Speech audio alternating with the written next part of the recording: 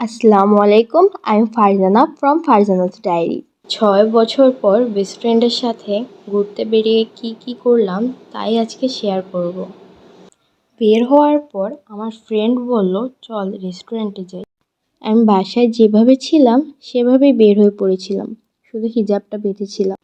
আর এত বেশি রোদ ছিল তখন, কথা বলতে বলতে দুজন চলে গেলাম বর্তমানে মুলফতগঞ্জের জনপ্রিয় একটি রেস্টুরেন্ট পদ্মা রিভার ভিউতে।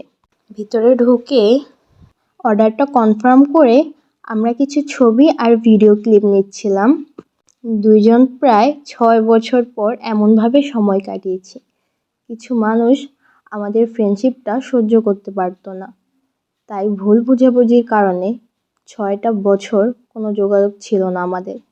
যাই হোক, পুরনো কথা বাদ দিই। এর ভেতর আমাদের অর্ডারটা চলে আসে। আমরা অর্ডার করেছিলাম চিকেন সাবওয়ে আর আইসক্রিম। আমরা যখন যাই তখন কোনো মানুষ ছিল না, কারণ প্রচণ্ড পরিমাণে রোদ ছিল তখন। খাওয়া দাওয়া শেষ করে দুজন নদীর পাড় দিয়ে হাঁটাহাঁটি করছিলাম কিছু সময়। তারপর সন্ধ্যা হয়ে গেলে দুজন বাসায় চলে যাই।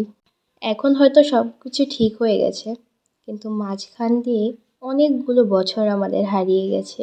এই একটা মানুষের সাথে আমার কেজি স্কুল থেকে শুরু করে হাই স্কুল পর্যন্ত অনেকগুলো স্মৃতি জড়িয়ে আছে।